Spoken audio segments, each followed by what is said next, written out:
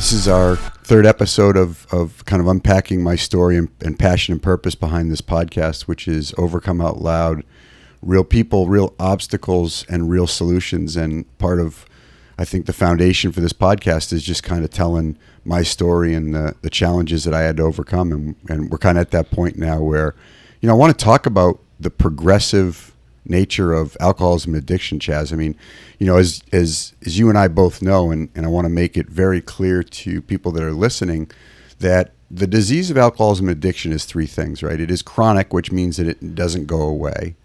It's treatable, not curable. It is progressive, which means over time it gets worse, never better. And so, depending on where your initiation with drugs and alcohol starts and the reasons why, we see people that are progressed to the point where they're getting sober at very young ages, some before the age of 21. But for me, it was a slow progression, of avoidance and coping. And I think a lot of the progression of the disease has to do with all of the other coping skills somebody might have, or also, who they surround themselves with and the ability that their behaviors might be being enabled. But it is progressive, right? It gets worse. It never gets better once you've kind of started down the road of substance abuse. And the last part of it is, it's deadly, right? I mean, it's taken, it's wiped out, an entire half of my family, my mom's side of the family, pretty much her brother, and both of my cousins are all dead as a result of untreated alcoholism and addiction. My Uncle Joe died of pancreatic cancer after a long life of untreated alcoholism, and both of his sons died of untreated alcoholism. My youngest cousin, Joe Liucci, died in Long Island having fallen or jumped in front of a train after a night of drinking. And then his older brother, my cousin Tony, died of cirrhosis of the liver and left behind 4 kids and a wife. And he was just a super great guy. But, the disease of addiction and substance abuse is deadly, and it can be fast like that, or it could be a slow death. I think, over time we just erode our emotional and physical well-being to the point where we may die of, some other cancer, or we may die of some other heart disease, or we may die of some other, anxiety or depression. But it's related. But it's related. Yeah, I am for sure. I mean, yeah. I'm always observing these obituaries that I see of people who I know are actively addicted or alcoholic, and the obituaries just say after a brief illness, he passed away, and it doesn't say his liver was hanging out of his belly and his eyes were jaundiced, and he'd been drinking a handle of vodka a day for the last 3 years. We don't say that, and I think that's one of the things. The nature of the disease is the deadly nature of the disease. We see a lot of suicides, we see a lot of overdoses, and a lot of fatality because the progression of the disease is in fact deadly. And that's what I want to talk about at this point in my story, is kind of how the disease progressed for me. So, I think we talked about it works, all of these coping skills and avoidance and dishonesty and incongruency and kind of masking and covering up all of these things, this kind of shell game that most alcoholics and addicts lead. More than most alcoholics and drug addicts lead a double life. I think you can relate to that, and I think that's one of the things that's not talked about is the fact that to the outer world we present this stage character, but we know in our hearts, our core beliefs are so damaged that we know in our hearts that we don't deserve this reputation that we want, and the way that we're presenting ourselves to the outside world and the way that we feel and the way that we're behaving in the shadows are very different. And I think that runway gets very short. And ultimately it crashes. And that's what was happening for me. Over those years, even before my mom came, the episodes of drinking, became more regular, and the consequences of that drinking became more negative. And, despite those negative consequences, I could never see the alcohol or the drugs as being the problem. I just kept thinking life was the problem, and I just needed, to escape a little. Yeah, to escape a little more. And so I had a bunch of events, stack up that, looking back, I look at and I say, wow, this was okay. So to the outer world, you looked at Charlie Smith, kind of early mid 2000s, and I'm coaching youth sports. I'm coaching flag football. I'm involved as a parent in the schools my kids went to. I'm an active entrepreneur and business owner with employees, and I've got a house that we're on I think our second remodel of in Newbury Park, and things to the outside world, right, look great, but running from all of those things and all of that pain was catching up to me inside, and I kept needing more drugs and alcohol. And I think, in another episode, we'll get into kind of the reward system hijacking. We've got some content on the YouTube channel around the dopamine effect of alcohol and the reward system that gets hijacked. But ultimately, you need more and more drugs and alcohol to get to the same kind of escape that you were getting before, because it hijacks our reward system, and we need more and more of it. And the other thing that we start to do is we disengage from things that used to give us pleasure, not related to drugs and alcohol. So we start losing interest in sports and recreation and some of our hobbies. So do you think that's because the amount of dopamine that we're getting in the form of substances is now the only real way that you can get dopamine? Yes. So dopamine, I think, is a little misunderstood. I think a lot of people think that dopamine is a kind of a neurotransmitter that creates health and happiness and well-being and makes you feel good. Dopamine is actually a reinforcing neurotransmitter. So what I mean by that is that dopamine was created to reward you for doing things that were good for you and made you feel good. So, let's go back to prehistoric time. If you found a berry bush and you were able to harvest that berry bush and, eat those berries and fulfill your appetite, your dopamine levels would increase, saying that was good for you. Finding that berry bush was good for you. Getting the nutrients from that berry bush were good for you. You need to do that again. There's a survival mechanism, you're saying. A lot of the dopamine dumps is like, that was good, what you did there. And you're saying it really roots in about dopamine reinforcing the behaviors that kept us alive. Yeah, and things that made us feel good, whether it be reproducing, whether it be physical activity, there's lots of things that's good for you. And now science has kind of figured a way to hijack our dopamine, right? That's why there's all this talk about the impacts of social media. They've tapped into that dopamine reinforcing.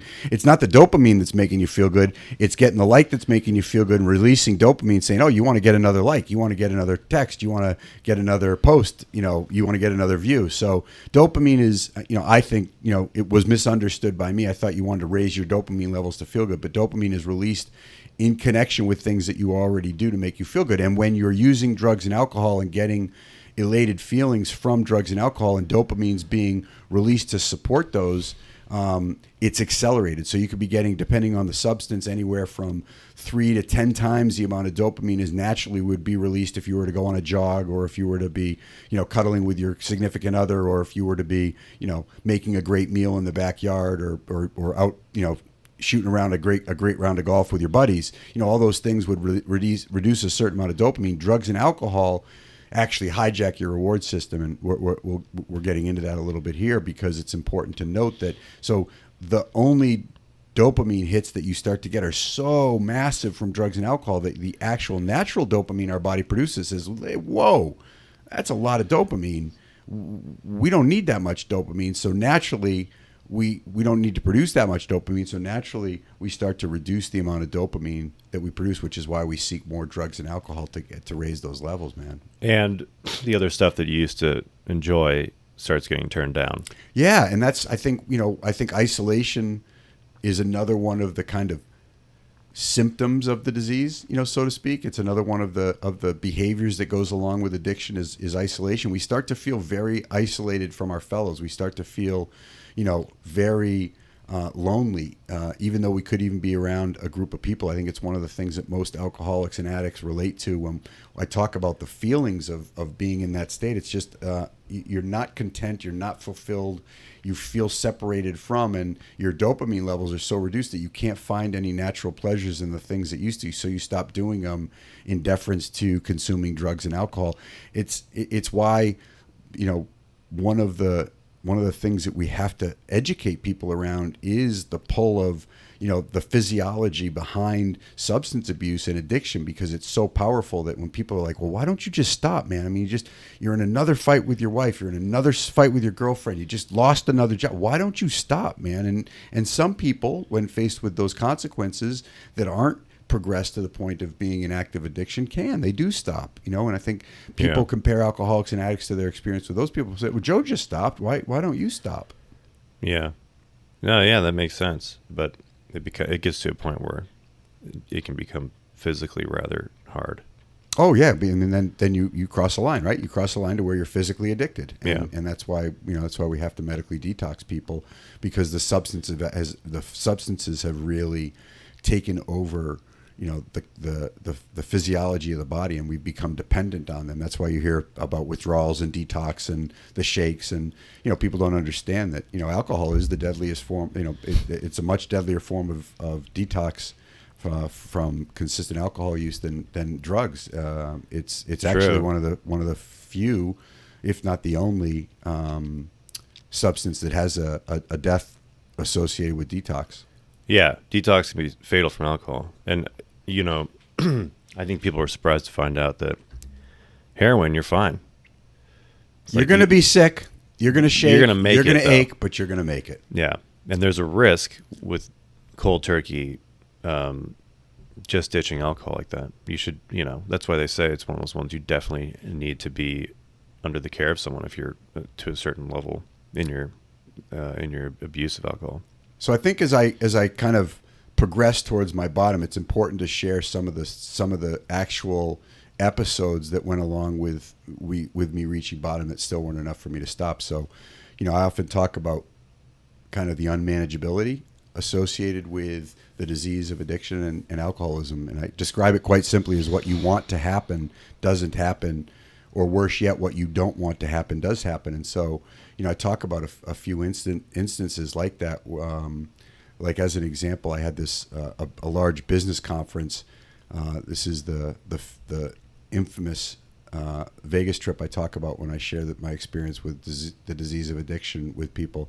I ran a 35-person real estate company. We had a really great staff of people that worked for us, and they were really committed to our cause of building quality shopping centers and great areas throughout Southern California, throughout all of California, actually. And every business has their conferences in Vegas. This, of course, is pre-COVID, where, everybody from your industry, whether it's lenders and tenants, retailers, other landowners, all of the service providers, we all kind of converge in Vegas for this large ICE, International Council of Shopping Center convention. It's the biggest convention of the year for the business. There's regional ones, but this is where, everyone that you really want to get in front of, they'll be there. They'll be there. Yeah. And it requires a lot of organization, to execute properly. You've got to have meetings scheduled with people. I mean, everybody is trying to clamor for time, and, there's a real push to socialize with people, but at the same time conduct business. And so it's a very orchestrated kind of event that goes into planning that. And we've gotten really good at it. And so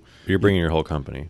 We bring the strategic people from our company. So mainly the leadership team. So it's mainly a business development exercise. So we're taking kind of our top leasing people, we're taking our top acquisition people. Okay. A few of our senior property management people will go. There's a part of the conference that related to that part of the business. So yeah, most of our senior people are going to be there, and you want to spend time bonding with them. In fact, we had a couple of great leasing guys that worked for us, that we had set up. So we had set up this conference. I'll just break it down. We get into town on Sunday. We've got kind of a big investment banking dinner we'd been invited to on Sunday night. And then on Monday morning, we were going to take two of our key leasing people out to play Shadow Creek, which is a really exclusive and wonderful golf course in Vegas, as kind of a reward for their effort with my business partner. And we'll get back from Shadow Creek, and then kind of Monday evening network with clients. And then Tuesday we hit the floor. You hit the leasing floor. You have literally meetings backed up, every 15 minutes, 20 minutes. Everyone's kind of got their attack sheet, their plan of action of where they're going to go, who they're going to hit, what meetings they have, what projects we're focused on.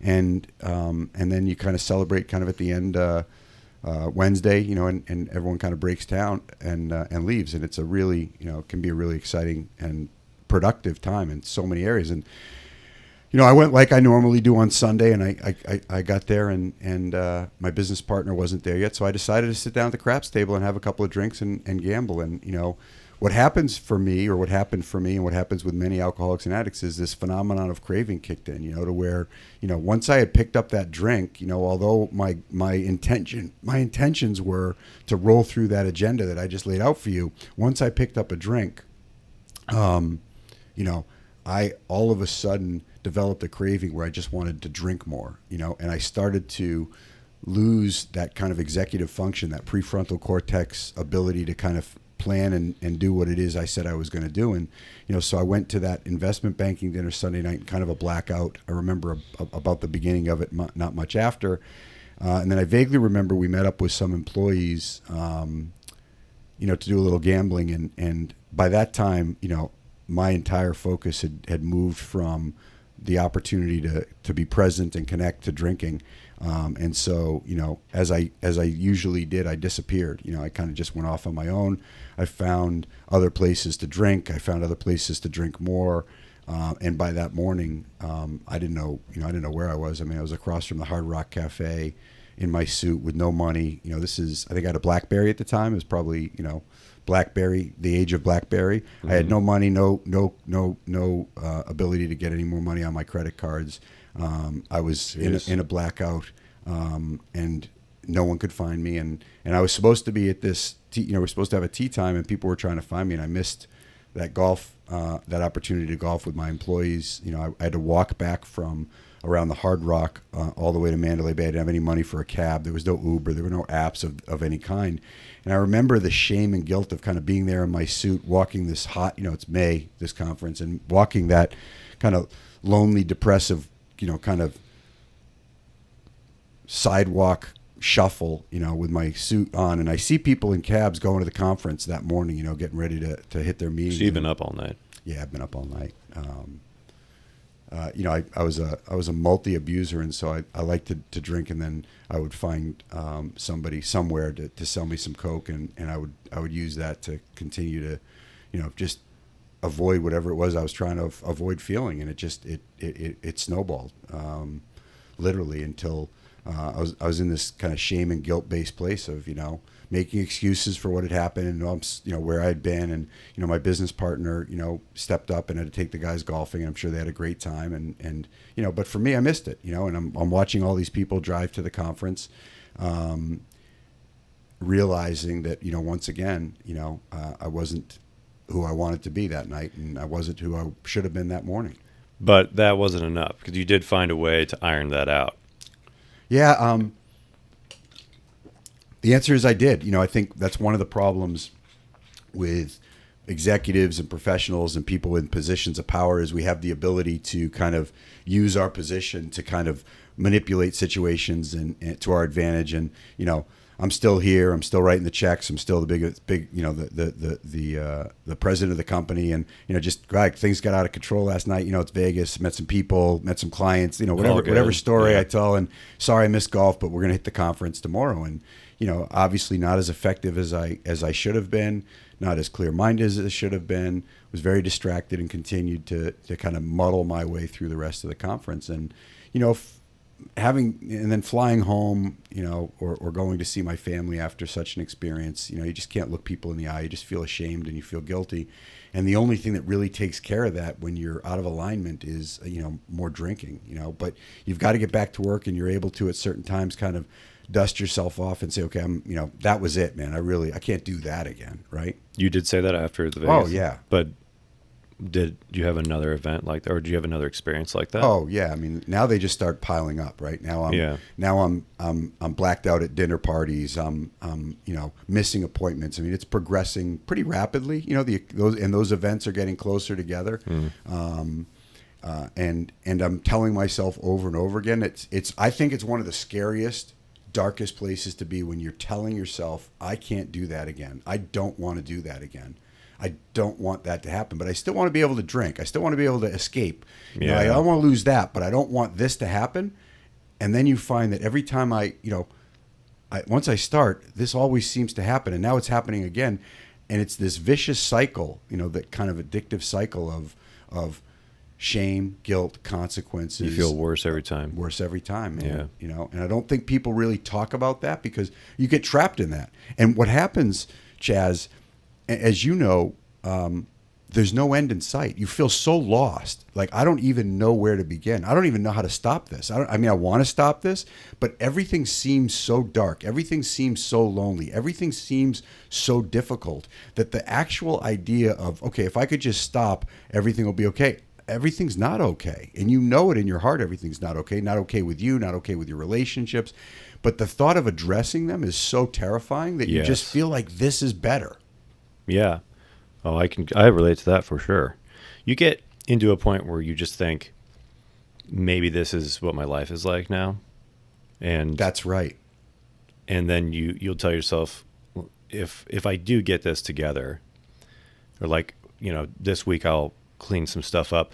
But the bigger fear, I think, well, after you've had a rough time and you're thinking, I'm not going to drink, it's only bringing, you know, negativity and making me feel sick. And then you realize that you don't have any way to look at all the problems. You have no way of starting to tackle those. And those are even scarier than your current situation at times. So you think, well, I have to keep drinking then. You just feel very, very stuck. Yeah, and alone. It's a very, very dark place. You know me. I love analogies. I always picture that point in time like walking through a junkyard of metal debris, of, you know, cars that are wrecked and refrigerator doors that are wrecked, and there's all this metal debris. And, you know, while I'm drinking, there's this big life magnet keeping all that stuff off me. And I feel like as soon as I stop drinking, it's just all going to fall and and cut me and shred me, and I have no idea how to get out of it. So I feel like if I can keep drinking, the magnet of life is going to keep all this stuff away. And, you know, meanwhile, I'm getting these little shards of shrapnel, you know, ripping my sides out as I'm walking down the road of life. And yeah, I might be avoiding the big crash, but, you know, it's almost as painful just to be getting these little shrapnel wounds, you know, these massive, you know, cuts throughout the path. But, you know, yeah, the fear of that stuff all coming down is kind of keeps you in that state of despair.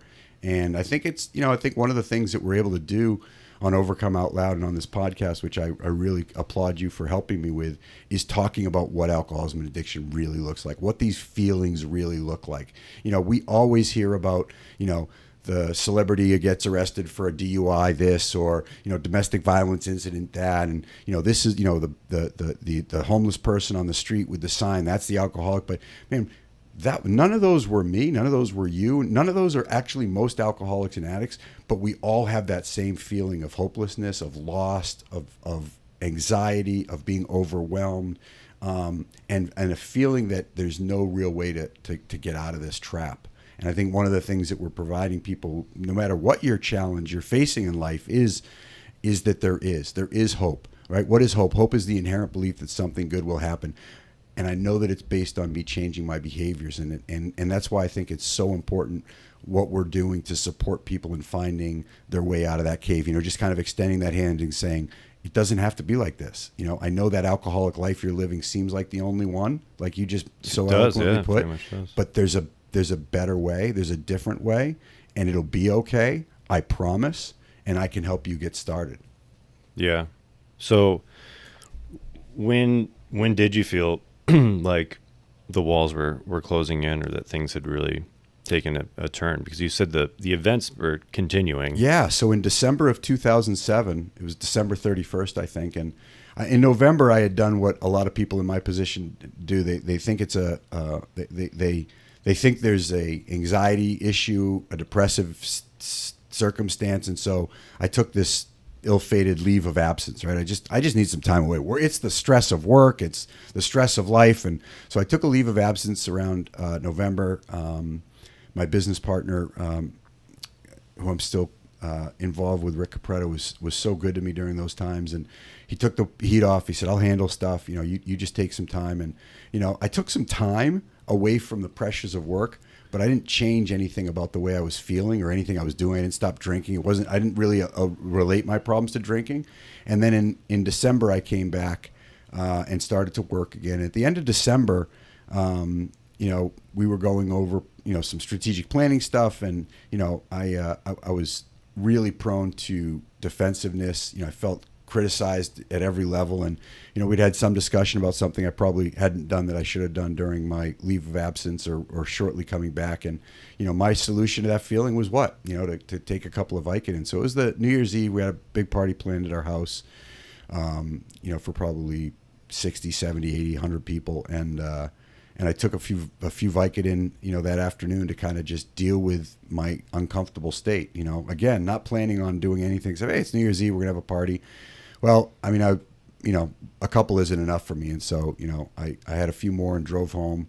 And being impaired, having had enough incidents like this, that my wife at the time was just really done and irritated, and we got into a fight, and I ended up putting our kids in the car. My son Brandon and my daughter Brittany, they were young at the time. They're probably 8 and 11, and again, something I never thought I would do.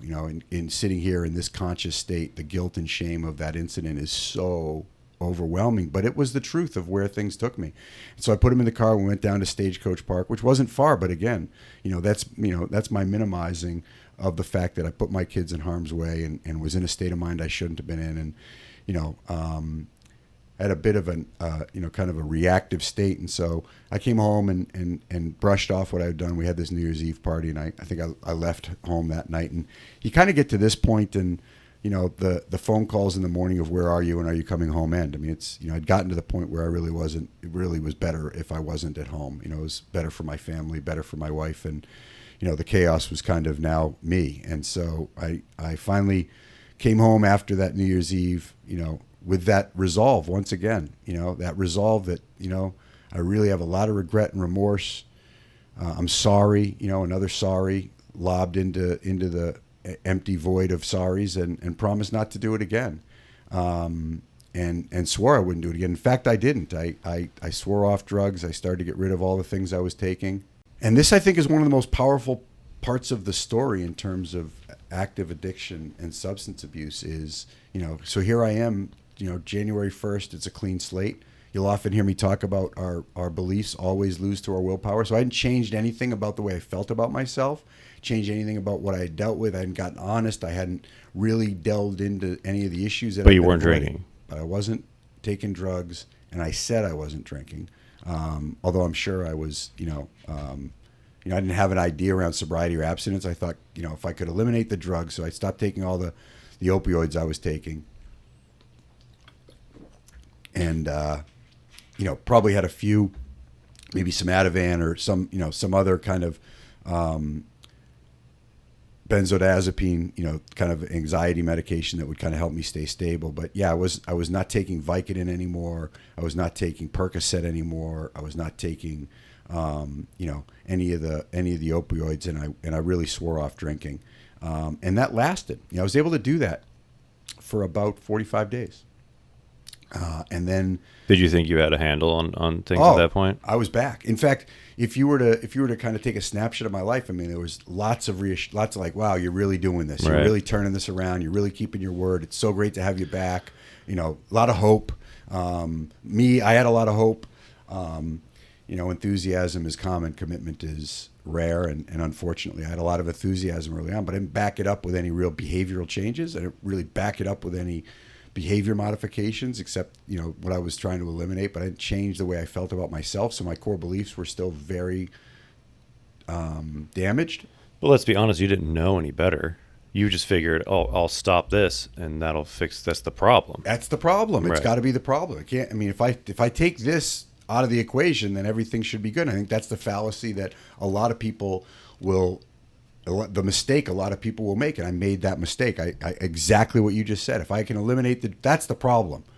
I didn't realize the problem was how I was using them to cover something up about me. And if I didn't change the way I feel about me, that's why, in sports psychology, Trevor Moawad will say that's why everybody, breaks their New Year's Eve commitments by halftime at the Rose Bowl. If you don't change the way you feel about yourself, you're going to be having a slice of pizza and a cold Bud Light, halftime at the Rose Bowl, because if, our limiting beliefs really do serve as a barrier, as a gatekeeper to healthy changes, and until we change the way, and that's why so much of the work I do in recovery after physical sobriety is on core beliefs, because I think we really do have to change the narrative around ourselves. And that's what I didn't do.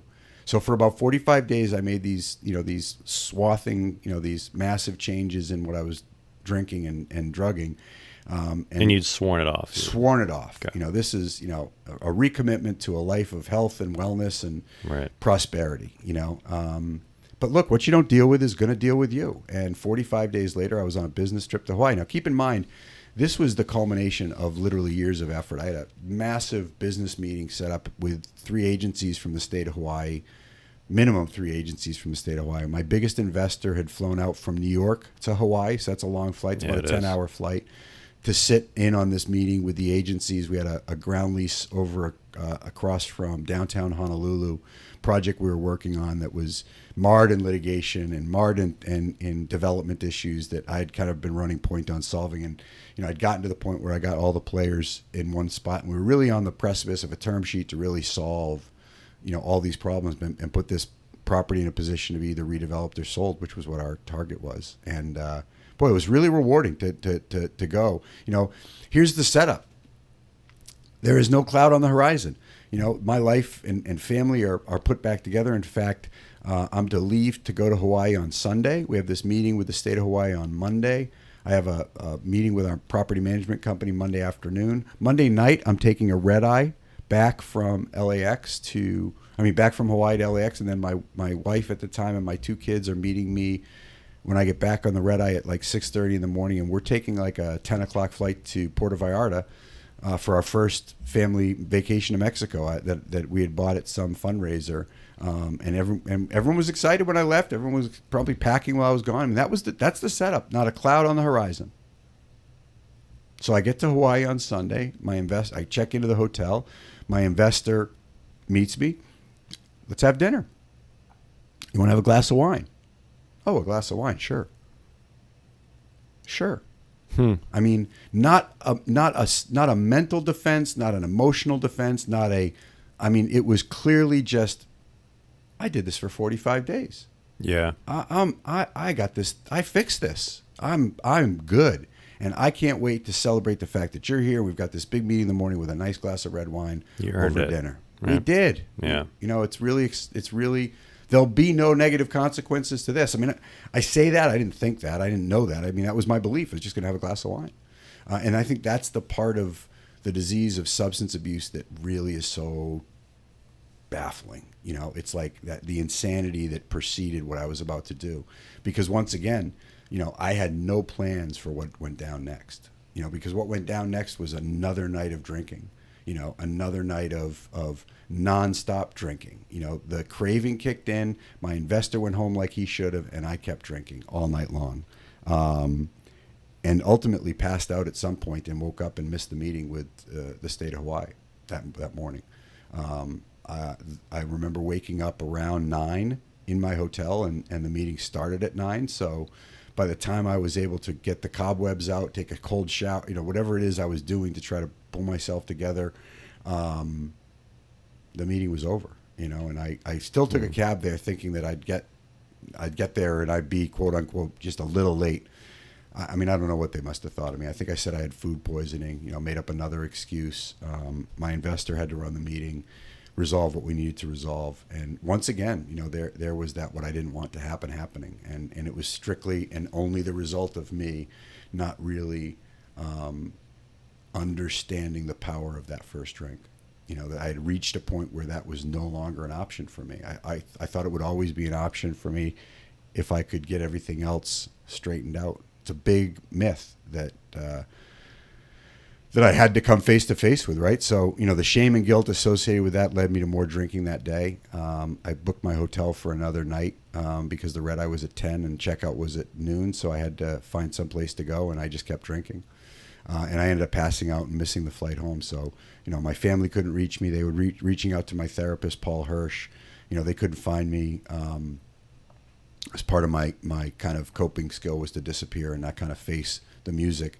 And I remember Paul calling me while I was in Hawaii. He finally got in touch with me, and he's like, man, we're gonna have to deal with this when you get home. I was like, deal with what? I'm fine. I'll be on the plane tonight. And yeah, but they couldn't find you, and you don't sound good. And I don't really vaguely remember the rest of the conversation, but it was like I'm bouncing back again. Well, I didn't. I missed my flight home. I drove to the airport in a complete blackout. I was booked on a Hawaiian Airlines flight home or United flight home, and I ended up on American Airlines. I don't remember how. Oh man. I don't remember where, when, who, what. But I got home that morning, and my wife at the time was there at the airport with the kids, and I was in no condition to have even a civil conversation. So they just left me. She in disgust, in dismay, I'm sure in a lot of anger and a lot of fear. But whatever was going to come as a result of a continued relationship with me in this state was not going to happen. So they left. They went on vacation by themselves and sent me home. I went and saw my therapist that afternoon. It was a Tuesday, and I saw him about 2:00 that afternoon. And I remember sitting down with him, kind of just lost. I think that's the best way I could describe it, And he looked at me and he said, "It's over." I said, "It's over?" I said, "What's over?" He goes, "It's all over. It's over. You're going to have to get honest." And man, Chaz, and for you listening, I got to tell you, that was one of the scariest things I've ever heard in my life. Because I didn't know what I was running from. I didn't know how to get honest. I didn't know how to get honest with me. I didn't know how to get honest with you. I didn't even know what I was feeling. I'd just been escaping and running for 42 years, and it all just came crashing down. And I had a choice to make at that point, Was I going to go all in on a new way of dealing with my life, or was I going to take this to the bitter end, and ask for help and accept help? And, it was literally that day, that moment, that we put a plan in place for me to start changing my life. I didn't know what was going to happen with my family. I didn't know what was going to happen with my business. I didn't know what was going to, there's so much uncertainty out there, but I knew that what I was doing had gotten me to where I was. And if I wanted something different, I had to do something different. And it wasn't anything I knew how to do. So I asked Paul to help me put a plan together to change my life. And that's what we set about doing that day. And we put a plan in place. And I think on Thursday, I went to my first meeting. I found a support group in recovery, and I went to my first meeting with that support group on Thursday night. It was a meeting for newcomers in sobriety, and I did everything that, Paul and I laid out a plan of, therapy with him. I was going to go into group therapy to deal with my childhood trauma. I was going to join this support group and attend their meetings regularly. I was going to get a person in that group to be accountable to that was going to take me through some work that they do in their program. It was a 12-step program. I'm a firm believer in the power of the 12 steps as an incredible form of cognitive behavioral therapy. It really helped me to look at myself. So I've been through the 12 steps, and for the last, and it was hard in the beginning. I want to talk about the early part of that journey because I remember, I wasn't welcome at home. I was struggling at work. All of my emotional ability to emotionally regulate was shot. I felt like a vegetable. I just felt lost. But, the good news about that journey is once you start to deal with things, you start to wake up again. You start to wake up and have some hope, and you start to realize that, if I can keep making these changes, then my life will keep changing. And I don't now get attached to outcomes, and I wasn't getting attached to outcomes then, although I was, probably thinking if I do all this, then things will be great. But I make no mistake about it. I'd done enough damage that all I wanted to do was start to deal with me.